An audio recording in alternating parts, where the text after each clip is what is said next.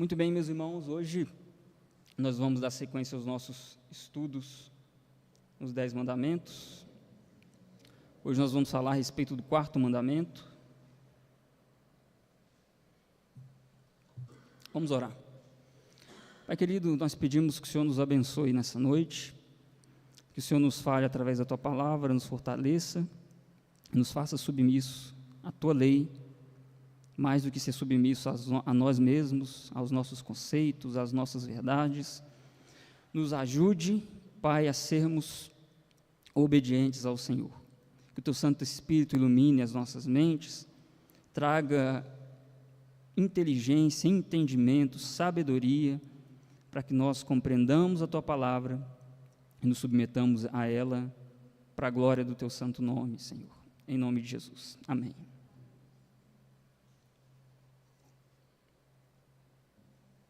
Meus irmãos, o 4º mandamento talvez seja o que os cristãos no Brasil encontrem mais dificuldade de entendimento e de aplicação.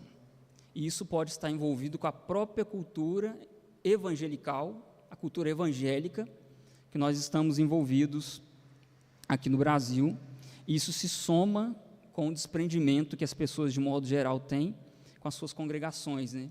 Nós vivemos num período onde as pessoas têm a mentalidade muito individualista e às vezes elas acham suficiente guiar suas vidas com bem entender. Então, a congregação não é tão importante para mim. O que eu sinto particularmente é importante, por isso eu vou lá. Mas a comunidade, a vida em comunhão é uma coisa secundária, porque, afinal de contas, o importante é o individual. Isso é o que impera em nossa cultura, o individualismo somado com a tradição evangelical que é praticada no Brasil, que não é predominantemente reformada. Você entra numa cultura onde a teologia reformada ainda não é bem estabelecida, boa parte dos cristãos que estão em determinado país não são adeptos à teologia reformada. Quando você apresenta a teologia reformada, as pessoas têm a tendência a estranhar. E isso é normal, né? Quando a gente fica muito tempo pensando uma coisa de uma forma ou culturalizado, nós temos a tendência a ter dificuldade quando uma coisa nova chega. Antes de qualquer coisa, é preciso falar que pode ser que tenha até teólogos reformados que não têm a mesma posição que os nossos padrões de fé, a mesma posição que os reformados, que os puritanos, a respeito do 4º mandamento.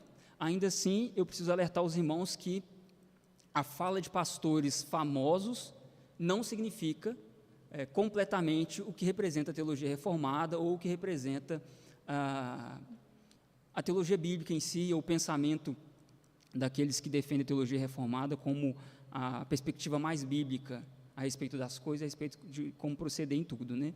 Por isso a gente tem que tomar cuidado, porque senão alguém fica famoso, ganha uma projeção, a gente tem a tendência de pensar que tudo que ele fala é lei. Isso é claro, isso acontece mesmo. Pense, por exemplo, em autores famosos de música. No Brasil, muitos cantores de música gospel ganharam uma projeção muito grande. Sem ter nenhum preparo teológico, eles falavam muitas coisas. E, geralmente, quem ouvia recebia aquilo de forma autoritativa, porque quem está falando é o fulano de tal. Mas quem é o fulano de tal? Ele ficou famoso por causa de determinadas músicas. Então, a fama fez da pessoa uma figura de autoridade nas coisas que ela fala. E não é bem assim. Senão, a gente vai ficar sendo guiado por pessoas que têm alguma projeção, e a gente faz isso em detrimento, às vezes, do que nós aprendemos nas Escrituras e aprendemos também na nossa própria comunidade, com o nosso pastor, e assim por diante. E é normal que se tenha rejeição quando nós estamos numa cultura evangelical, predominantemente pentecostal, predominantemente dispensacionalista, como ocorre, por exemplo, com o batismo infantil. Quando você fala de batismo infantil com a maioria dos cristãos evangélicos no Brasil, a primeira reação é contrária, né, negativa, porque o pensamento que predomina é o pensamento de que se batiza adultos, batizar crianças é coisa de católico. Isso é resposta de cultura e não resposta da Escritura. Então, a gente tem que tomar cuidado, porque às vezes a nossa rejeição a determinadas coisas parte simplesmente por causa da nossa cultura, da base que nós estamos. O que é o evangélico no Brasil? O evangélico no Brasil é aquele que batiza as pessoas quando são adultas. Quando alguém faz diferente, não, isso aí tem alguma coisa errada aí, isso aí eu rejeito. Desculpa, é heresia.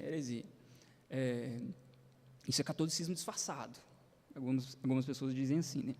Vamos então fazer a leitura de Êxodo 20, nós leremos o versículo 1, como temos feito, e a leitura do mandamento. Então falou o Senhor todas estas palavras: eu sou o Senhor, teu Deus, que te tirei da terra do Egito, da casa da servidão. Lembra-te do dia de sábado para o santificar. 6 dias trabalharás e farás toda a tua obra, mas o 7º dia é o sábado do Senhor, teu Deus.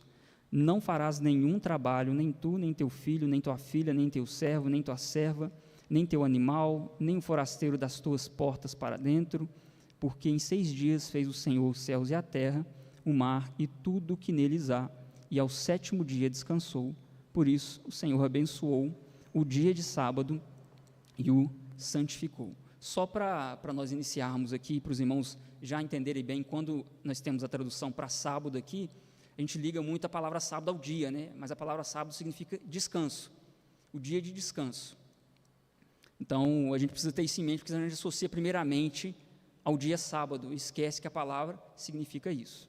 E para nos ajudar aqui, é importante falar o significado da palavra sábado, para que os irmãos entendam que é descanso, e também que não entendam que descanso é ociosidade. O descanso aqui tem a ver com envolvimento com relação a Deus e as coisas dele.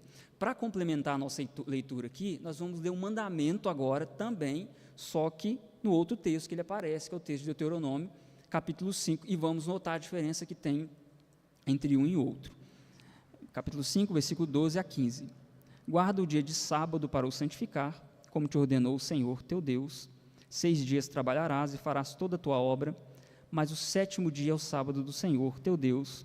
Não farás nenhum trabalho, nem tu, nem o teu filho, nem tua filha, nem teu servo, nem o estrangeiro das tuas portas, nem tua serva, nem o teu boi, nem o teu jumento, nem animal algum teu, nem o estrangeiro das tuas portas para dentro, para que o teu servo e a tua serva descansem como tu.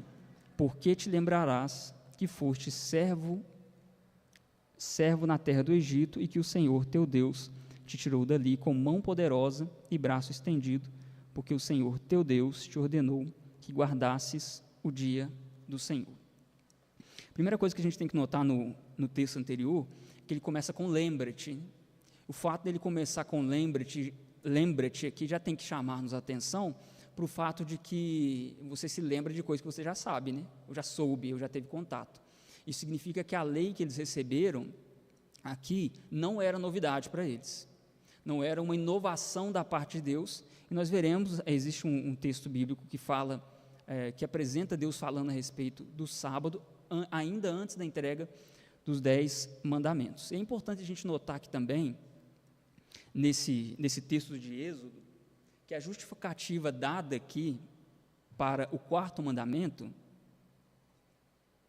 é a criação, porque em 6 dias fez o Senhor os céus e a terra, o mar e tudo que neles há, e no 7º dia descansou, por isso o Senhor abençoou o dia de sábado e o santificou. Então a justificativa para o mandamento, o 4º mandamento, é que Deus fez os céus e a terra em 6 dias e no 7º descansou. Então, é um princípio criacional. Aí já aponta para uma realidade, né? O lembra-te já faz até sentido aqui se nós olharmos a justificativa, né? Porque aponta para o que aconteceu muito antes deles receberem a lei de Deus aqui no Decálogo, como expresso nos 10 mandamentos nas tábuas, né? O outro já fala guarda. Não significa, alguns podem pensar que há uma contradição, há uma mudança, não só por causa da primeira palavra, como também da justificativa. Mas, na verdade, esses 2 textos eles vão abranger mais ainda o que é o 4º mandamento. O primeiro fala para lembrar de uma coisa já existente, o segundo fala para você guardar, você já sabe o que é, guarde ele. No primeiro, lembra do aspecto criacional, e o segundo já fala da libertação do Egito, versículo 15, né? Porque te lembrarás que foste servo na terra do Egito, que o Senhor teu Deus te tirou dali com mão poderosa, braço estendido, pelo que o Senhor teu Deus te ordenou que guardasses o dia de sábado. Então, aqui já aponta para aquilo que Deus tinha feito exclusivamente com o povo de Israel ali, ao livrá-los do Egito. Agora, a gente pode notar uma semelhança. Primeiro, que abrange o significado, não é contradição, as duas coisas são verdades. O fato de estar escrito diferente não diminui ou aumenta a outra, as duas fazem parte dessa lei de Deus. E é importante a gente notar o que há de semelhante nessas duas formas de falar a respeito da lei do Senhor. O primeiro, como eu disse, fala da criação.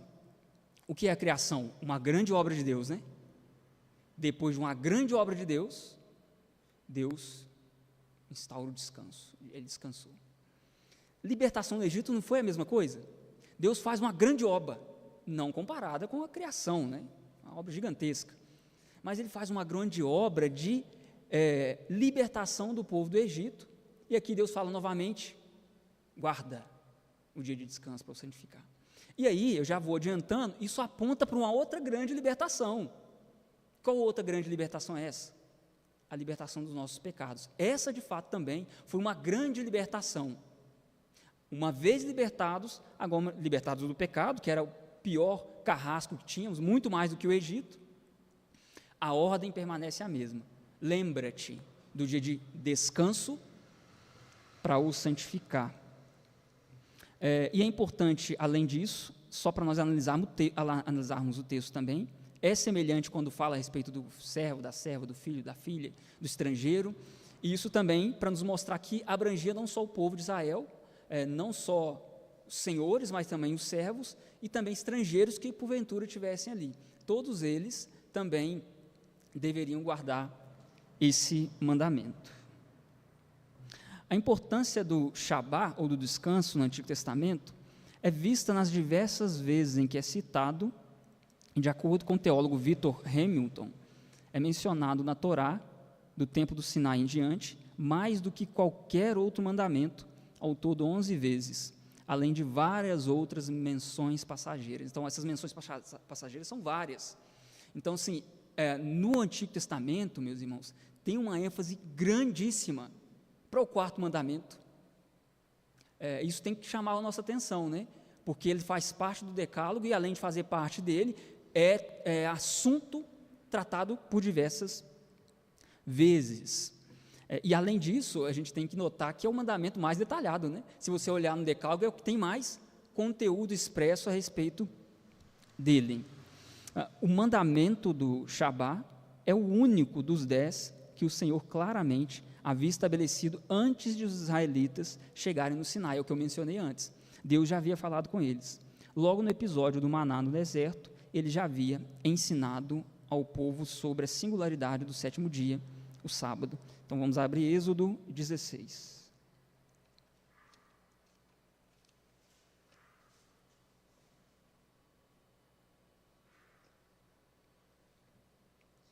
O povo de Israel recolhe o maná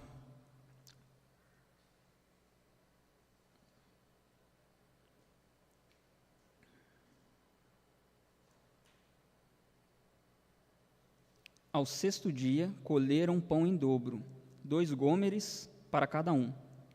E os principais da congregação vieram e contaram-no a Moisés. Respondeu-lhes ele: Isto é o que disse o Senhor: amanhã é repouso, o santo sábado, o santo descanso do Senhor. O que quiseres cozer no forno, cozei-o, e o que quiserdes cozer em água, cozei-o em água, e tudo que sobrar separai, guardando para a manhã seguinte. E guardaram-no até a manhã seguinte, como Moisés ordenara, e não cheirou mal, nem deu bichos. Então disse Moisés: comei hoje, porquanto é sábado do Senhor, hoje não o achareis no campo. 6 dias colhereis mais, o sétimo dia é o sábado, nele não haverá. Ao sétimo dia saíram alguns do povo para colher, porém não o acharam. Então aqui está no texto antes da entrega dos 10 mandamentos, e aqui Deus já estava falando, Moisés já estava falando para o povo ali a respeito da guarda desse dia, porque Deus já tinha orientado que no sábado não cairia o maná dos céus. Então já era algo existente, algo presente para o povo de Israel antes que a lei fosse dada. Então, se a gente restringe ao pensamento errado de que o decálogo não é válido para nós,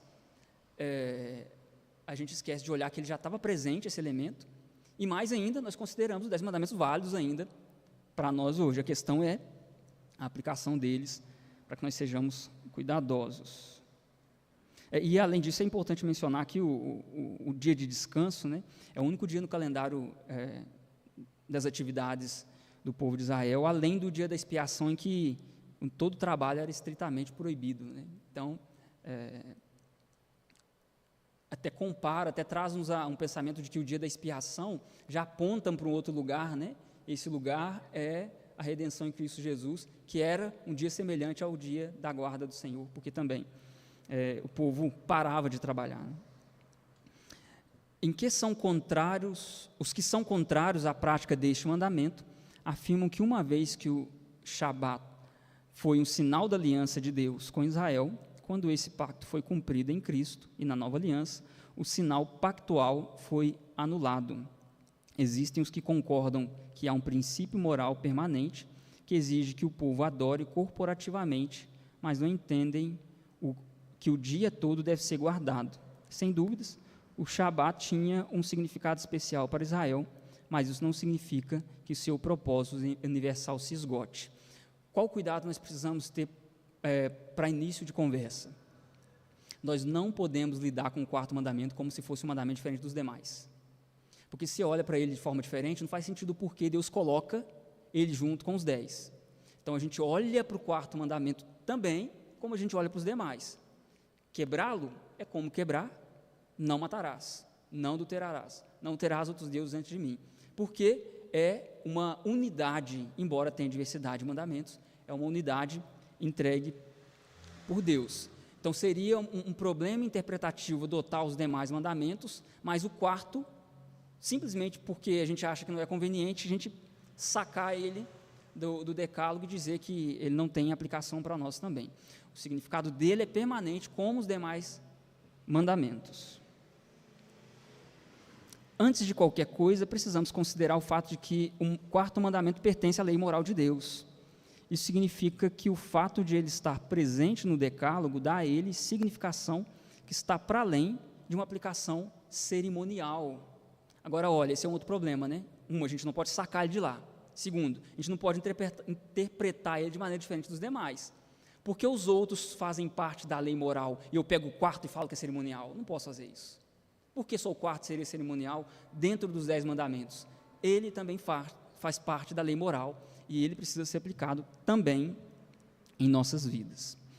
A natureza e a unidade do decálogo ensinam que o quarto mandamento é uma expressão da vontade universal de Deus para com todos os povos, uma vez que é a lei moral e o não matarás se aplica a mim e a você, o quarto mandamento também tem que se aplicar, porque senão, eu volto a dizer, a gente vai estar sacando ele do lugar dele e não faz sentido fazer isso. Qual a justificativa que nós teremos para tratar com o quarto mandamento diferente dos demais? A gente não teria justificativa, a não ser que alguém cometa o erro drástico de lançar todos os 10 e falar, nenhum desses aí fazem parte da lei moral de Deus ou algo que eu tenho que fazer. E aí a gente entra num problema maior ainda, porque, por exemplo, nós devemos viver em santidade? A resposta é sim. Por que nós devemos viver em santidade? Porque a Bíblia diz, sereis santos porque o Senhor sou santo.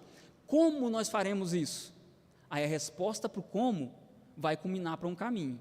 E esse caminho encontra seu ápice no fato de Deus ter falado a lei dele e entregue escrito em tábuas de pedra com o seu próprio dedo. A justificativa para viver em santidade vai vir de uma fonte, né, de um lugar. E essa fonte é o que vai reger as nossas vidas. Aqueles que defendem que o quarto mandamento apenas serviu como um sinal cerimonial para Israel, afirmam que o decálogo não é um resumo da lei moral, mas apenas uma declaração da lei pactual de Deus com Israel. Aí é o que eu disse, seria só rejeitando todos os 10 mandamentos para a pessoa tentar justificar que ele não faz parte mais. Colocando os demais nesse mesmo pacote, né? Nenhum deles vão ter alguma utilidade para o nosso uso. Entretanto, o Novo Testamento nos mostra os 10 mandamentos como um resumo da lei moral de Deus. Exemplo, quando pergunto a Cristo qual é o maior mandamento. Embora ele fale de forma resumida, o resumo não significa que eles descritos é uma rejeição. O resumo é o resumo de todos eles. Jesus, quando resumiu os mandamentos, ele não resumiu 3 mandamentos, o primeiro, o segundo e o terceiro, sobre amar a Deus sobre todas as coisas, mais do que com o seu coração, com a sua alma, com o seu entendimento. Ao resumir, ele está falando de toda a lei de Deus. Não tem feito por parte de Jesus um particionamento de que parte ele está falando. Como eu disse que os 4 primeiros mandamentos diz respeito à adoração a Deus, quando Jesus fala de amar a Deus sobre todo entendimento, sobre toda a sua força e assim por diante, está envolvido todos eles. E além disso, no texto de Mateus, Jesus fala também da segunda tábua, ao dizer amar o próximo como a ti mesmo. Também quando Jesus fala isso, também é um resumo da segunda tábua da lei. A gente não pode também pressupor que porque Jesus falou que o segundo mandamento, o resumo, é amar o próximo como a nós mesmos, a gente não pode pressupor que Jesus, ao dizer isso, estava querendo pensar só alguns deles, os outros 6. Não matará sim, adultério sim, esse outro não, de forma nenhuma. Ao falar dessa forma, ele estava abrangendo todos os 10 mandamentos.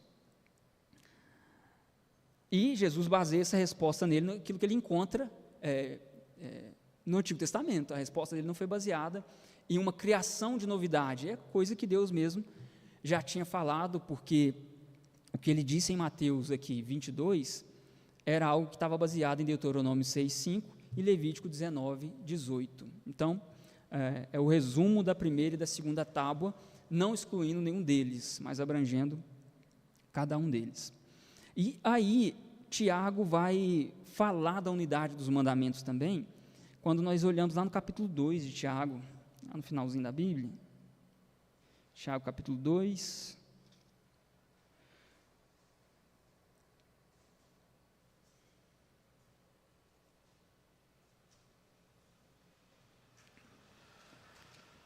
do versículo 8 a 11,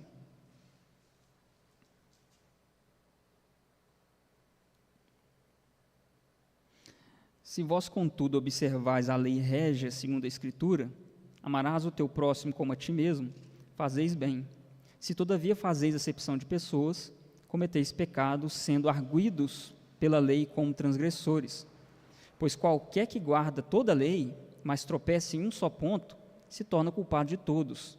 Portanto, aquele que disse não adulterarás, também ordenou, não matarás. Ora, se não adulteras, porém matas, venha a ser transgressor da lei. Ele está falando da unidade, apesar de que o assunto não é exatamente esse, mas o fato dele falar dessa forma, ele está dizendo, se você comete um outro pecado, é como se estivesse quebrando todos eles, porque aquele que disse o primeiro, também disse o segundo, aquele que disse o primeiro mandamento, disse o segundo e até o 10º. Então, se você particiona, você desconsidera textos como esse de Tiago, que coloca eles todos como uma unidade só, vinda da parte de Deus. Todos têm que ser igualmente obedecidos, inclusive o 4º mandamento. Até aqui tudo bem, irmãos?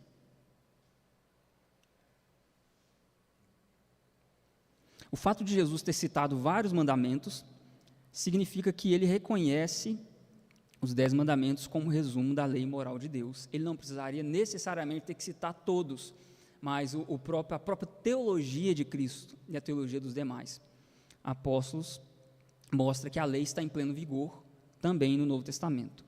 Apesar do fato de nenhum dos 4 primeiros mandamentos serem citados no Novo Testamento, citados literalmente, cada um deles, todos os 4 são referidos e aplicados no Novo Testamento também. Como uma síntese da lei moral, os 10 mandamentos são uma expressão unificada da vontade de Deus. Então, assim, os irmãos estão vendo que eu estou sempre apontando para essa realidade, porque a gente precisa ter bem claro na nossa mente que o 4º mandamento não tem a gente não pode colocar um asterisco no 4º mandamento e tentar mudar ele, atribuir outra coisa que não é dele. Por isso que eu estou tentando enfatizar bastante, para ficar bem na mente dos irmãos, que há uma unidade no decálogo. Não tem usos específicos para cada um deles. É como se fosse um mandamento só, com as suas subdivisões. O mandamento principal é obedeça a Deus. De que maneira? Assim. Cada um dos 10 mandamentos. Isso é reforçado pela forma como Deus deu a lei. Em primeiro lugar, Ele deu de forma maravilhosa lá, estrondosa, que deixou os homens apavorados. Em segundo lugar, elas foram gravadas em pedra pelo dedo de Deus. O próprio Deus se manifestou gravando a lei naquelas tábuas. Se apresentam como uma unidade e não pode ser rejeitada como se não fosse mais obrigatória. Aí é importante eu já deixar claro para os irmãos que não significa que não existam aspectos cerimoniais relacionados ao quarto mandamento, mas não no mandamento em si, mas as ramificações dele no que diz respeito à sua aplicação civil e cerimonial, como tem os demais. A aplicação de muitas leis lá não são feitas como nós fazemos aqui. Nós até mencionamos na última aula que tomar o nome do Senhor em vão era passível de morte. Hoje, nós não fechamos os olhos para alguém que toma o nome do Senhor em vão. Eu até disse, se a pessoa é membro da igreja e faz isso claramente, expostamente, ela precisa ser disciplinada, porque ela está blasfemando ou tomando o nome do Senhor em vão. Imagina ela publicando uma coisa na internet ou falando com alguém claramente contra o Senhor, e é membro da igreja. Ela precisa ser chamada ao arrependimento, para que ela se arrependa, ou para que a gente se defina se ela é uma crente ou não é, né? Que talvez não seja. Então, existem aspectos da aplicação deles no Antigo Testamento, né? O sábado, como os demais, o dia de descanso, também tinha isso. Mas o mandamento em si, no decálogo, ele permanece para nós. Então, a gente tem aspectos cerimoniais, como vários dias específicos, né, de descanso que eles tinham, as festas do Shabá, e assim por diante. Mas o princípio do decálogo, ele não se esvai, ele não se perde. E a gente já tem esses fundamentos que nos ajudam, né, como o próprio fato de, em Gênesis, Deus descansar no 7º dia, isso ser a justificativa para o mandamento em Êxodo, já nos dá reforço de que, de fato, os mandamentos são preservados. Isso significa também, como disse para os demais, que esse mandamento, como os outros, é uma lei obrigatória a todos os povos, a gente não pode esquecer disso. Nós somos servos de Deus e nos submetemos à palavra dele, mas a ordem dos 10 mandamentos é para todos os povos. Então, todos aqueles que estão em falta com todos os 10, inclusive o 4º, estão pecando contra Deus. Deus manda Israel guardar o Shabá, porque a guarda do Shabá é parte do dever moral de todos os povos. É uma citação do Joseph Piper, outra citação dele. Portanto, é evidente que o 4º mandamento, embora contenha um elemento cerimonial, é um dever moral que obriga perpetualmente todos os povos. O Joseph Piper ele tem um livro chamado O Dia do Senhor. Quem sabe um dia a gente não estuda esse livro todo sobre o Dia do Senhor. A teologia é muito mais robusta, a gente teria que ficar estudando com calma o livro, e a gente teria uma solidez muito maior para tratar a respeito do Dia do Senhor. Até porque, irmãos, esse estudo aqui não tem a pretensão de esgotar o assunto e nem de longe. O assunto é muito mais abrangente, né? Por isso, eu incentivo os irmãos a participarem da conferência teológica que nós teremos em Carmo do Cajuru, onde o reverendo Paulo Brasil tratará sobre esse assunto também com muito mais autoridade e destreza do que esse que vos fala. O Shabat para Israel era um sinal do que Deus já havia feito por eles e do que ainda iria fazer.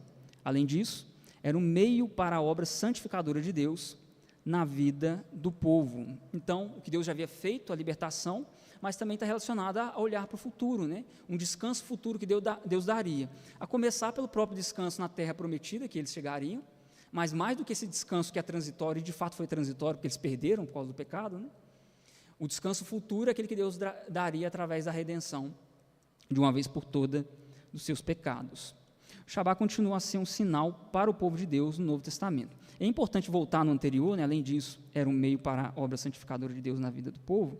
Era, de fato, porque contribuía para que eles vivessem em santidade. Eles estavam vivendo tudo que eles viviam ali, saindo do Egito e tudo, culturalizado com uma outra forma de viver. Esse mandamento fazia com que eles se voltassem para o Senhor, sempre na correria, ou nas guerras, ou no que quer que acontecesse, esse mandamento trazia eles de volta, Se porventura eles estavam distanciando, se distraindo, o mandamento chama novamente eles para diante de Deus. Então, de fato, contribuía para a santidade daquele povo. Fazia eu lembrar também que eles pertenciam ao Senhor, né? Eu faço, mas eu volto e me lembro, eu faço porque o Senhor me deu bom êxito, né? E sempre foi assim no Antigo Testamento, as vitórias foram dadas pelo Senhor. Quando eles estavam em pecado e Deus queria que eles fossem derrotados, uma nação pequena derrotava Israel, porque Deus assim queria fazer. Assim como no Antigo Testamento, haviam como sinais a Páscoa e a circuncisão, que foram mudados para os sinais da nova aliança, que é o batismo e a ceia. Uma marca, a gente diz que é uma marca que não fica visível, né, a água, e um alimento, né, que é a ceia, como no Antigo Testamento. E a observância do Shabat, do 7º dia, foi mudado para o Shabat do 1º dia, e continua a funcionar como um sinal para o povo de Deus. E assim como o Shabat de Israel, o nosso aponta para trás e para frente também, né? Para trás porque nos lembra da ressurreição de Cristo, que Ele nos proporcionou essa grande libertação, e para frente porque nós olhamos para o retorno de Cristo, onde de fato nós teremos um descanso pleno e eterno na presença do nosso Senhor. Então é aplicável a nós também, porque nos leva para esse mesmo movimento, o movimento de olhar para frente e para trás, olhar para a história redentiva de Deus, inclusive olhar para o Antigo Testamento e ver as obras de Deus lá, que Deus fez lá, como obras que Deus fez para nós também, porque tudo que Ele fez lá foram aplicações dos seus decretos que culminaram na vinda de Cristo no momento certo, para que nós obtivéssemos a redenção. Então a história de Israel não está desanexada com a minha e a sua história, não. A história de redenção de Deus, que começa em Gênesis, ou se você preferir, que começa com o povo judeu, o povo de Israel, ela chega até você também. Assim como para Israel, a nossa observância do dia do Senhor serve como sinal para os nossos vizinhos de que pertencemos ao povo redimido do Senhor. Significa que quando nós somos dedicados na guarda do dia que Deus estabeleceu para o adorar, as pessoas podem ficar incomodadas ou curiosas com isso também, né? Por que você faz assim? Isso vai servir de testemunho para que as pessoas do nosso redor percebam essa diferença, e pode servir também como oportunidade para você pregar o Evangelho para elas. Isso se torna um testemunho para os que nos cercam. Muitas vezes, pouca coisa nos distingue dos nossos vizinhos, visto que exteriormente muitos deles são cidadãos responsáveis, moralmente retos. Um sinal exterior que Deus nos deu é guardar integralmente o Shabat cristão, porque senão você vai ser igualzinho quem não é crente. A pessoa que não é crente tem uma vida moral aceita, né? Paga as contas, você também, cuida da família, você também, mas tem um diferencial. Essa pessoa é zelosa com o dia que ela precisa adorar o Senhor. Isso vai fazer você distinto de uma pessoa que talvez, da segunda tábua da lei, cumpra os outros mandamentos, não mata, não furta, não adultera, e assim por diante. Assim como para os israelitas, o Shabat também contribui para a nossa santificação, pelo menos de duas formas. Assim como contribuía para eles, contribui para nós também. Em primeiro lugar, nos ajuda a morrer para o pecado. Com frequência nos esquecemos do Senhor no nosso trabalho e nos nossos passatempos. Muitas vezes deixamos de confiar nele. O Senhor nos deu o Shabat para nos chamar de volta para ele, igual com o povo de Israel. Quando você está distraído com o mundo, sejam coisas boas ou ruins, o dia do Senhor te chama de volta, te faz colocar os pés no chão novamente, saber de onde vem a sua alegria, de onde vem seu suprimento, de onde vem o perdão dos seus pecados, porque senão a gente se distrai com as coisas dessa vida. Então, assim, o mandamento é mais um benefício para nós do que tudo, né? É para o nosso bem espiritual. Em segundo lugar, nos ajuda, assim, eu posso mencionar uma coisa a respeito do primeiro também, e a própria prática de interromper o trabalho e o lazer, e determinados pensamentos que nos fazem afastar da nossa concentração a Deus, vão nos ajudar a não ficar obcecado com essas coisas. Então, nos ajuda na santidade também. Quando você esquece daquele tanto de preocupação e foca no Senhor agora. Senhor, eu sei que eu tenho muita coisa para resolver a partir de amanhã, a partir de segunda-feira, mas agora eu descanso no Senhor. A minha vida está nas suas mãos. Quer seja para alegria ou para tristeza, estou nas suas mãos. Em segundo lugar, nos ajuda a crescer e prosperar espiritualmente. O dia tem a finalidade de contribuir para o nosso crescimento, pois nesse dia o Senhor nos chama à adoração e nos dá ensino, pregação, comunhão. Deus nos concede tempo para deixarmos de lado os outros afazeres, para focarmos na leitura, estudo e oração. Então, se tem um benefício espiritual de nos fazer esquecer do que nos deixa com turbulência, tem outro benefício que é o benefício positivo de nos dar alimento. Por isso os puritanos chamavam o dia do Senhor de Feira da Alma. É um dia que você se alimenta, um dia que você se deleita no Senhor, entrega a sua adoração a Ele e, consequentemente, Deus está te preparando cada vez mais, fazendo você conhecer mais a lei dEle, fazendo que você seja levado a orar, a ouvir pregação, a prestar atenção no texto bíblico de maneira bem detida e concentrada, porque você não está preocupado com outros afazeres agora. E isso nos ajuda a nos tornar mais parecidos com Cristo também. Então, o dia do Senhor, ou Shabá cristão, ele tem só benefícios para nós. Confirmar nossa dependência de Deus e nos levar ao crescimento espiritual e ao amadurecimento. O ensino de Jesus sobre o Shabá. É importante notar que nunca vemos Jesus violar o quarto mandamento. Isso é importante, irmãos. Certamente, ele não teve nenhum problema em romper com as tradições construídas a respeito do Shabá, mas seus conflitos com os escribas e fariseus não eram sobre a legitimidade do próprio Shabá. Os fariseus, sob o pretexto de guardar o sábado, estavam, na verdade, o profanando, ficavam buscando surpreender Jesus em algo. Então, qual que era o erro dos fariseus? Sob o pretexto de guardar, eles estavam quebrando, porque qual que era a função deles no dia? Ficar olhando para Jesus, para ver se ele ia tropeçar em alguma coisa. Ficar olhando para Jesus para conseguir alguma justificativa para acusá-lo de alguma coisa. Bom, mas eles eram tão zelosos, esqueceram do foco do dia, agora estão focados em alguém. Então, eles que apontavam para isso, na verdade, eles é quem estavam errando.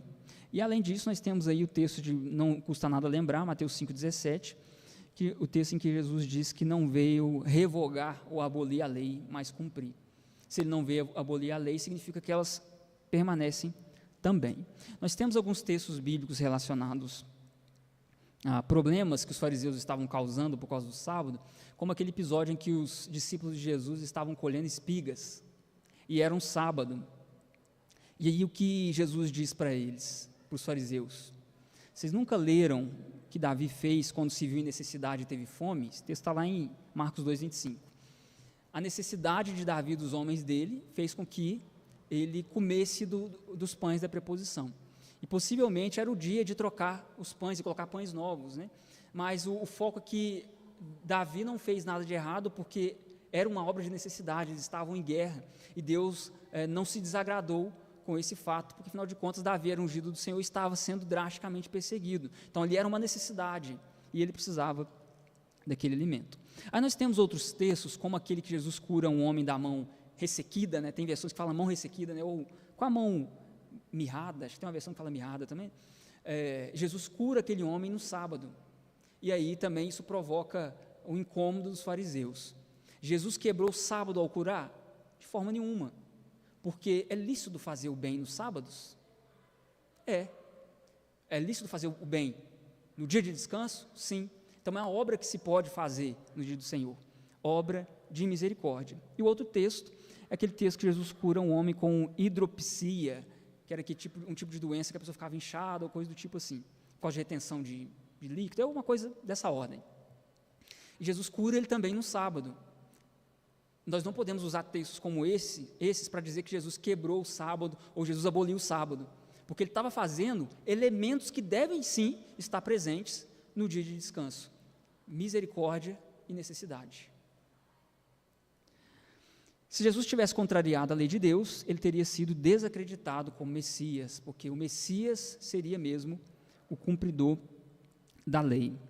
E o que o Senhor faz é rejeitar as interpretações farisaicas. Vemos isso ilustrado em Mateus 5, 21 e 22.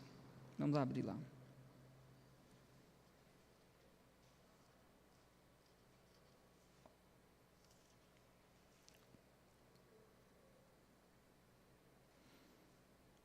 O texto está aqui embaixo, eu não percebi, irmãos, o texto já estava aqui no slide.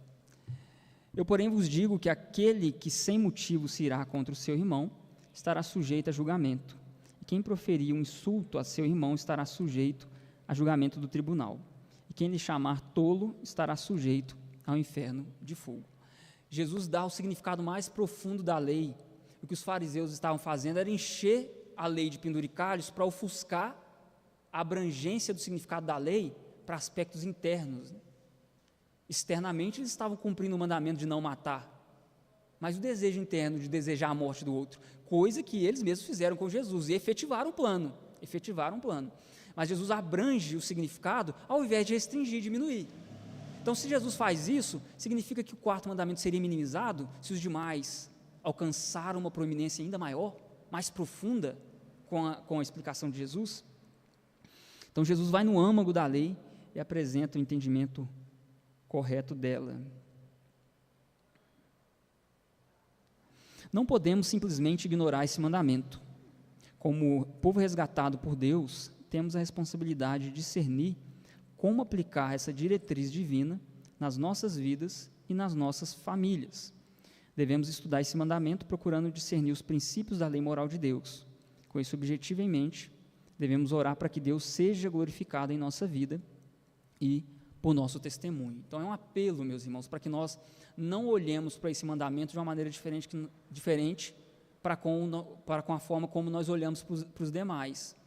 Nós precisamos olhar para esse mandamento e não ter aquele estranhamento, ou uma tristeza, ou coisa do tipo, mas olhar para ele como os demais e se deleitar nele. Deus me disse isso aqui é bom para mim, isso aqui é ordem dele, então tem que me deleitar também no quarto mandamento, porque eu volto no início da aula em que eu disse para os irmãos, da dificuldade que na cultura brasileira nós temos de entender e aplicar esse quarto mandamento por causa da nossa cultura evangelical, que não é predominantemente reformada. No Novo Testamento, logo na igreja primitiva, essas coisas são importantes a gente ter em mente, vemos o dia da ressurreição de Cristo marcando o dia da adoração e descanso, isso é, o domingo passa a ser o nosso dia de descanso. Os apóstolos acataram esse dia como apropriado à celebração da vitória de Jesus sobre a morte. Vamos abrir lá em Atos 20, versículo 7.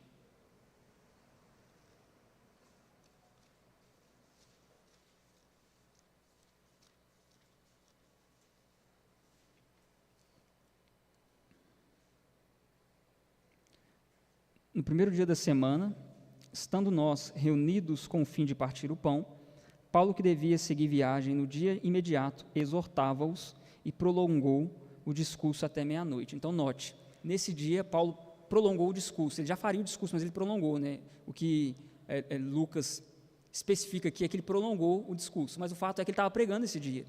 Segunda coisa, eles reuniram com o fim de partir o pão, celebrar a ceia. E no começo do versículo diz, no primeiro dia da semana. Então, eles começaram, o dia de culto deles, né, de celebração, era no primeiro dia. 1 Coríntios 16, 2.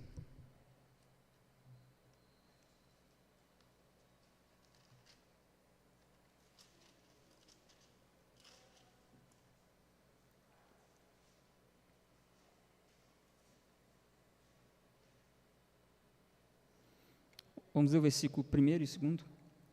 Quanto à coleta para os santos, fazei vós também, como ordenei às igrejas da Galácia. No primeiro dia da semana, cada um de vós põe a parte em casa, conforme a sua prosperidade, e vá juntando, para que se não façam coletas quando eu for. Então, parece que o povo se reunia no primeiro dia da semana, e Paulo aproveita isso para falar com eles, façam essa coleta nesse dia, para quando eu for, não precisar ser feita essa coleta, né? Já está tudo preparado, né? Não se façam coletas quando eu for. Então, os irmãos já estariam juntando algum dinheiro para ajudar outras igrejas no primeiro dia da semana. O outro texto é Apocalipse 1:10, que na verdade é o texto que João narra o momento em que ele recebe a revelação. Achei-me em espírito no dia do Senhor e ouvi, por detrás de mim, a grande voz como de trombeta. O dia do Senhor aqui se refere ao dia da ressurreição de Jesus. Inclusive, o nome domingo, ele surge desse nome. A etimologia da palavra domingo vem de uma palavra latina que significa o dia do Senhor. É que, desde os primórdios dos cristãos, esse dia já era chamado de dia do Senhor.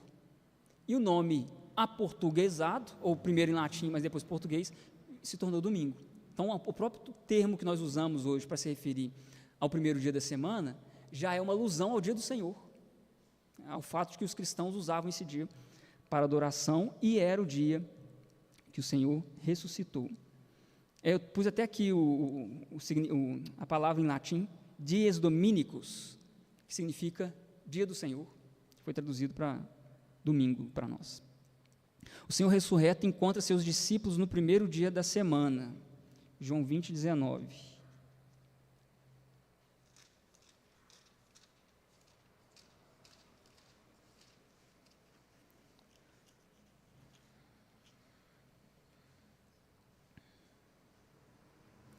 Ao cair da tarde daquele dia, o primeiro da semana, trancadas as portas da casa onde estavam os discípulos, com medo dos judeus, veio Jesus, pôs-se no meio deles e disse-lhes: paz seja convosco. Então Jesus aparece para eles no primeiro dia da semana. E depois Jesus reaparece no domingo seguinte, 20 e 26, aí no mesmo capítulo. Passado 8 dias, estavam outra vez ali reunidos os seus discípulos, e Tomé com eles. Estando as portas fechadas, veio Jesus, pôs-se no meio e disse: paz seja convosco. 8 dias depois, Jesus volta novamente lá. O Pentecostes aconteceu no primeiro dia da semana, e aí eu pus o texto de Levítico, que fala do dia de Pentecostes. Vamos dar uma olhada lá, 23, Levítico 23. 15 e 16. Contareis para vós outros, desde o dia imediato ao sábado. Preste atenção, irmãos, olha. Contareis para vós outros, desde o dia imediato ao sábado. Depois do sábado, é o primeiro dia da semana. Desde o dia em que trouxerdes o molho da oferta, as 7 semanas inteiras serão. Até ao dia imediato, ao 7º sábado, contareis 50 dias, então trareis nova oferta de manjares ao Senhor.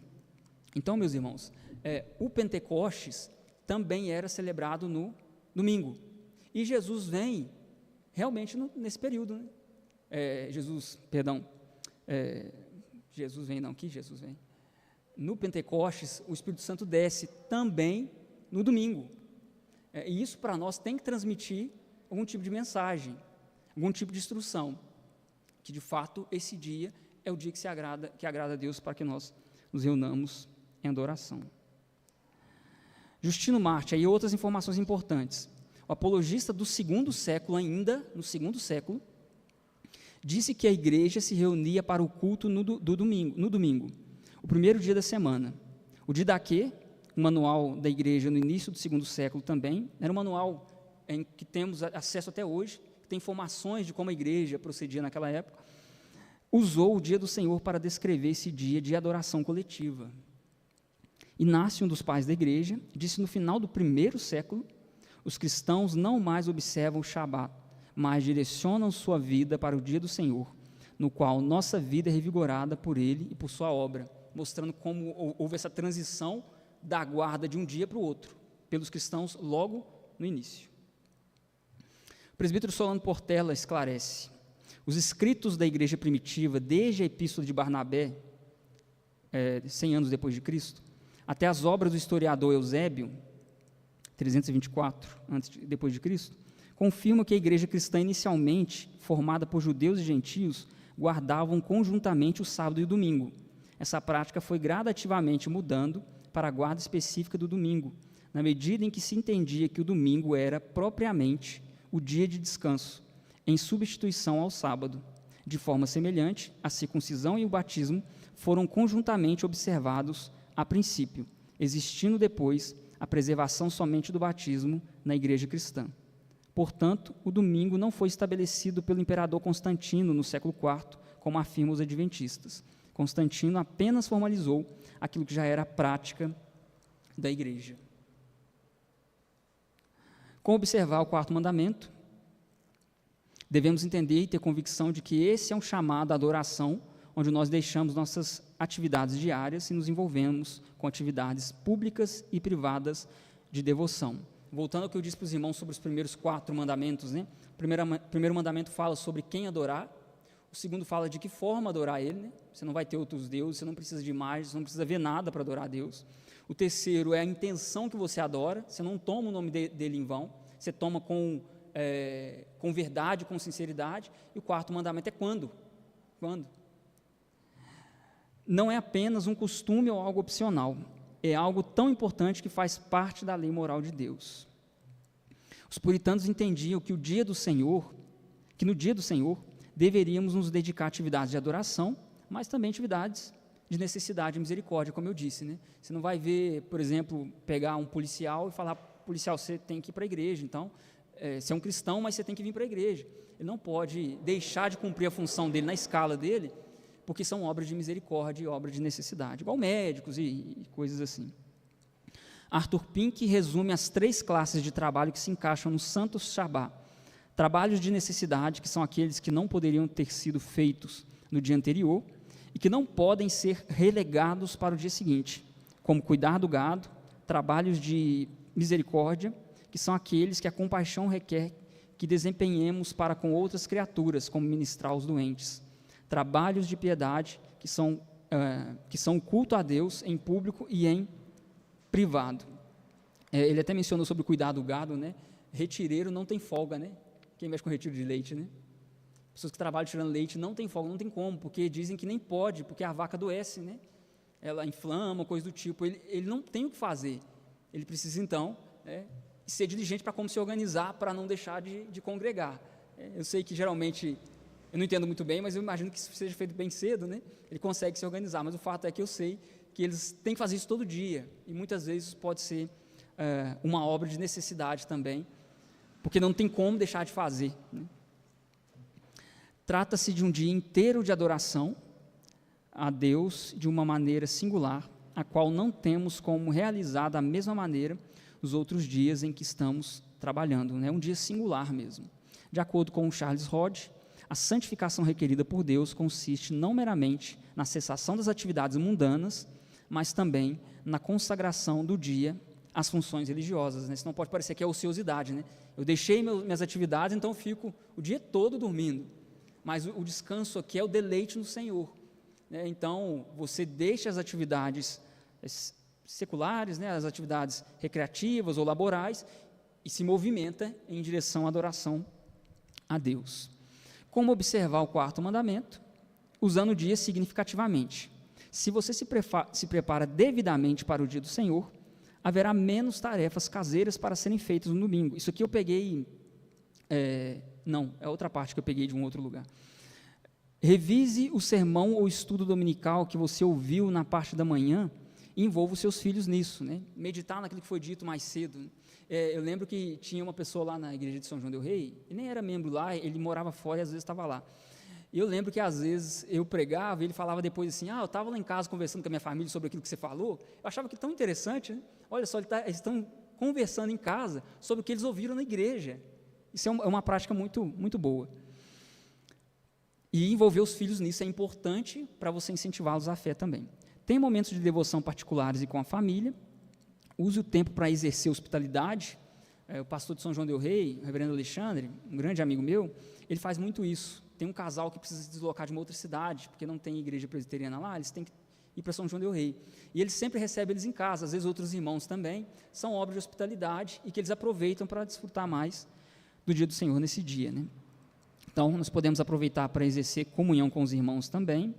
Se possível, descanse um pouco à tarde para se revigorar para o culto. Significa que você pode dar um cochilo, né? Você pode se revigorar. Porque às vezes tem pessoas que têm muita necessidade disso, de dar aquela descansada, porque senão chegar à noite não consegue, fica muito cansado.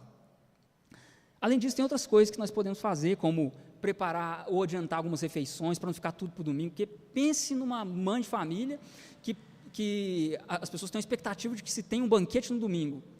De manhã, ela trabalha demais. À noite, ela está quebrada. Então, é até melhor que as nossas refeições ordinárias do domingo sejam até mais singelas, se possível.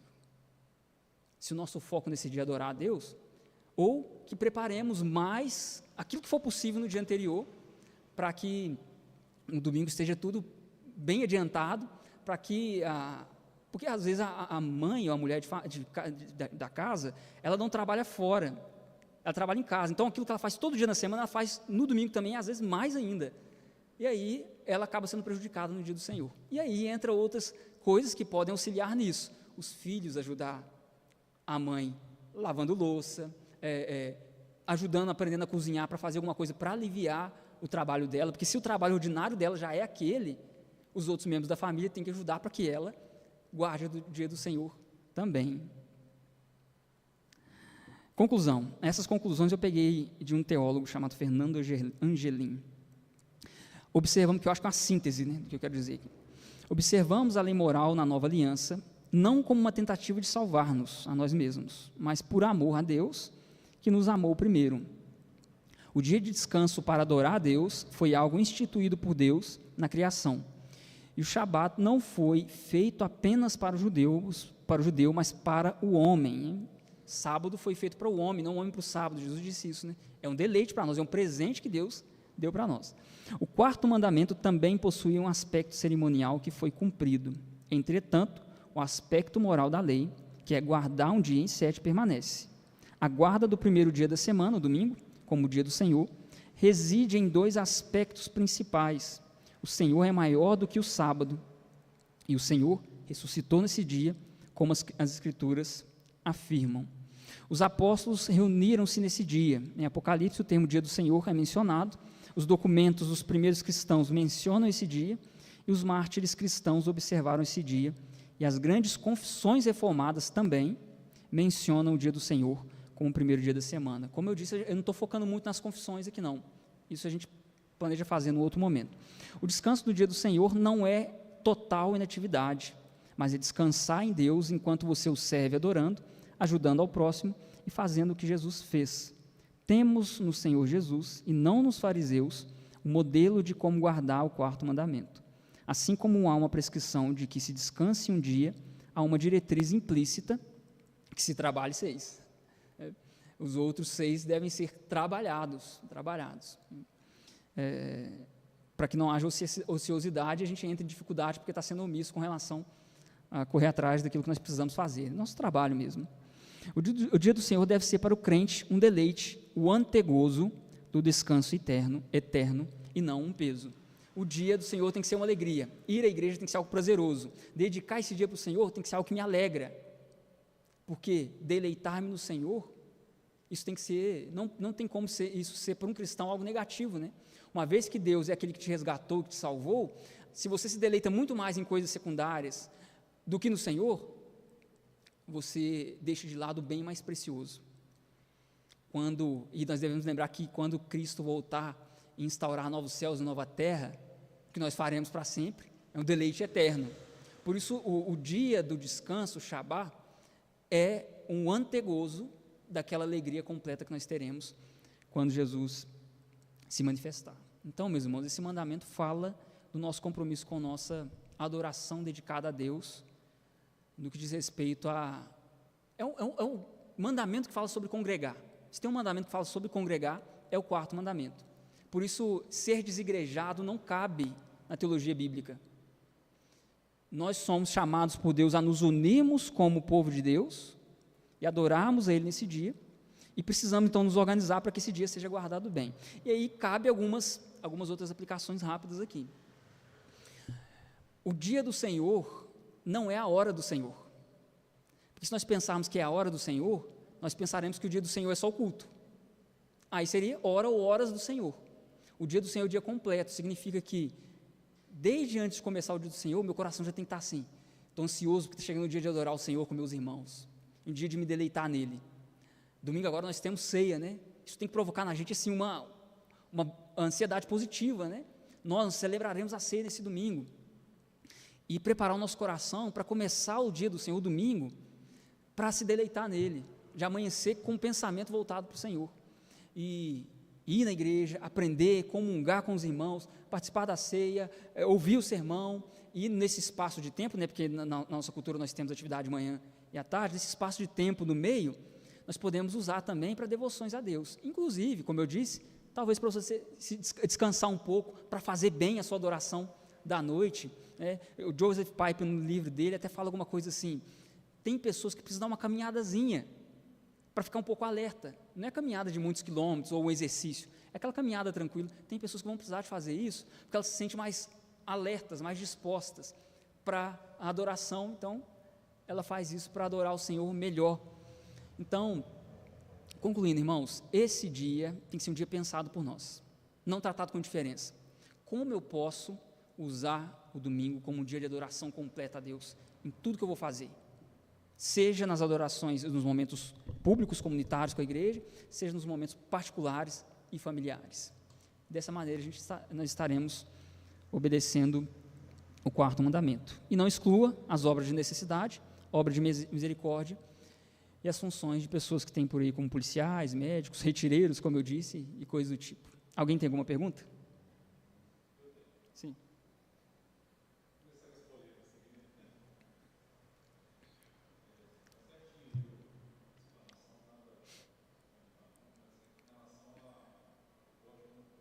Uhum.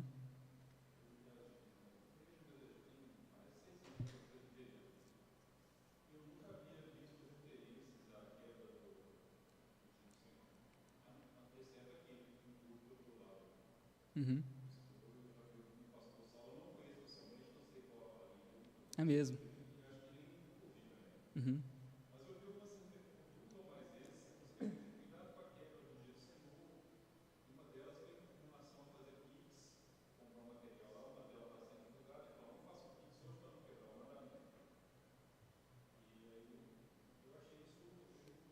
É. Uhum. Sim. É. Se a gente vai para o final da indagação, que é o que mais desperta curiosidade, pode, não pode, pode, não pode, a gente tem um problema. A gente vai chegar neles, a gente tem que chegar neles, porque de tabela vai ter uma implicação geral. Mas antes disso, nós temos que pensar em tudo que eu falei antes aqui.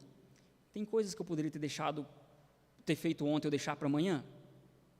Se tem essas coisas, eu não preciso me desgastar com elas, porque são coisas que eu poderia ter feito em outro momento. No caso específico, a gente tem que entender o contexto, né? É uma coisa que daria para fazer depois ou fazer antes? Não é pecado fazer Pix, porque você faz Pix em outros momentos, né? Mas se preocupar com essas coisas, quando nesse dia você deveria estar focado com as coisas do Senhor, seria muito sábio, se você não se desgastasse com isso. Mas se houver uma necessidade, irmãos, pode acontecer. Por exemplo, essas coisas é polêmica. Vamos dar um exemplo aqui. Quando nós falamos sobre o dia do Senhor, o mandamento fala sobre os servos também guardarem. O servo, a serva, o filho, a filha, e assim por diante.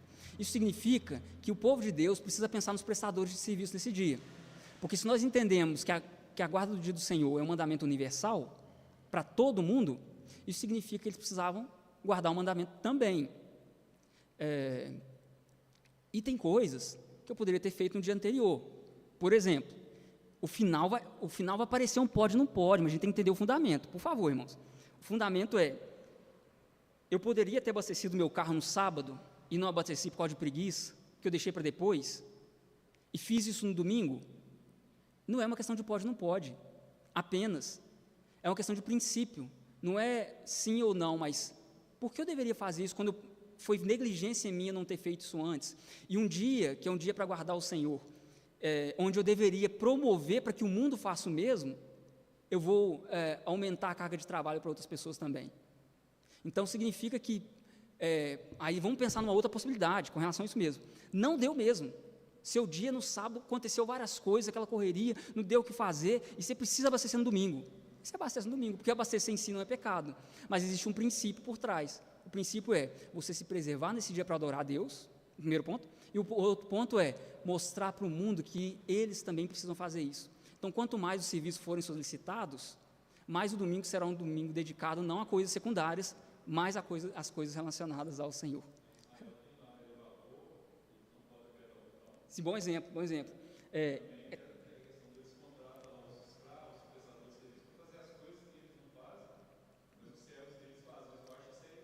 O reverendo Cleômenes contou, quando ele foi lá também, que ele chegou, aí no elevador, ele entrou no elevador, aí o judeu entrou também, o judeu pediu para eles, tinha mais gente lá, para apertar o botão, porque subir de escada não, né? Aí apertaram o botão para ele, e realmente isso é uma hipocrisia, não faz sentido nenhum. Que princípio é esse? Você vai só deslocar para cima, não tem problema nenhum nisso. Mas a gente precisa entender a base solidamente, porque no final das contas a gente vai chegar nas aplicações, e a aplicação vai tocar tudo isso, tudo isso. Se a gente só for para as aplicações, vai aparecer pode, não pode, vai aparecer pode, não pode, e não é isso. O que eu posso fazer para que eu guarde esse dia e para que outras pessoas sejam educadas a guardar também? Agora eu volto no que eu falei no início, a nossa cultura está na contramão disso, está na contramão completamente, inclusive os crentes que estão dentro dessa cultura, é igual o povo de Creta, que a gente está lidando todo domingo, né? O povo está culturalizado, o Paulo precisa mudar aquela cultura, a gente está culturalizado também. Então, é sábio da nossa parte, se nós olharmos para o princípio. Ora, às vezes eu até não trabalho, não faço nada no dia, mas você dá serviço para os outros, aí não adianta nada, porque o princípio é o mesmo, aplicável tanto a você, quanto a outra pessoa também. E aí, você mencionou a questão de igrejas presbiterianas, tem esse fato também, né? Por causa da nossa cultura, predominantemente, muitas igrejas presbiterianas não lidam com o quarto mandamento como deveriam lidar e como os reformados lidaram, porque os reformados lidaram sim. Depois deu uma lida a gente vai lá tratar sobre isso ainda, mas deu uma lida nos nossos símbolos de fé a respeito do quarto mandamento e os irmãos vão ver qual era o entendimento da Assembleia de Westminster sobre esse ponto. Patrícia.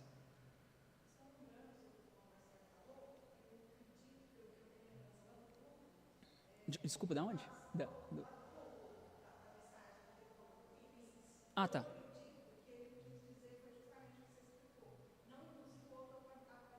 Uhum.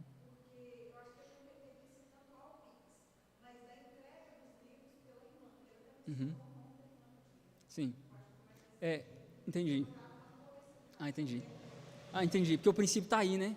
Essa irmã que deveria também se dedicar para adorar a Deus, para fazer as coisas do Senhor, vai ter que pegar a lista, quem pagou, quem não pagou, como é que vai ser? Uhum.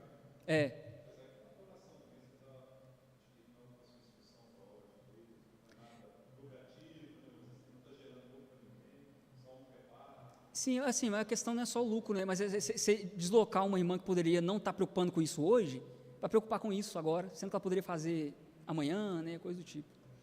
Então, a gente tem que olhar para o princípio. Se você não olhar para o princípio, você vai achar que a gente é legalista. Porque vai parecer isso mesmo. Mas se você olha para o princípio, você justifica. Eu tento ser zeloso no dia anterior, para não sobrecarregar o domingo e deixar esse dia para me deleitar no Senhor, e o que eu puder fazer para que o meu servo, a minha serva, o meu filho, a minha filha, como diz o mandamento, façam o mesmo, eu farei.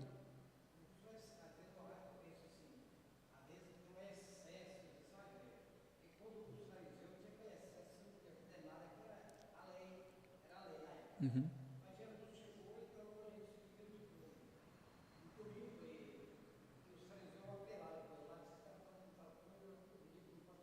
Uhum. Uhum.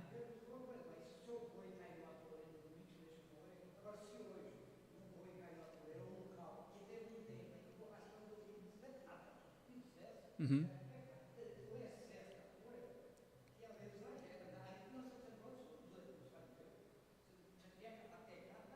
Uhum.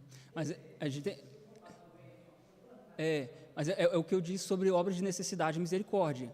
Se um boi cai em algum lugar, você tem que ir lá tirar ele. Se um irmão tropeçar e precisar ser levado para o médico lá no Japão e você tem condições de levar ele, vai levar esse irmão no Japão. Se qualquer coisa de obra de necessidade e misericórdia surgir, faça. Como eu disse o caso do veículo, né? Se não tive condições, eu tenho que abastecer. A pessoa tem que deslocar, não tem o que fazer. Às vezes está com a família, vai ficar com a família onde? No carro, né? Aí ele vai abastecer e vai embora.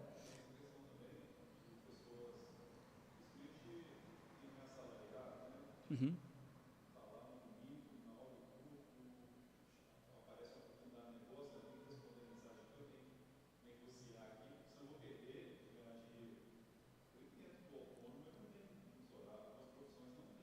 Uhum.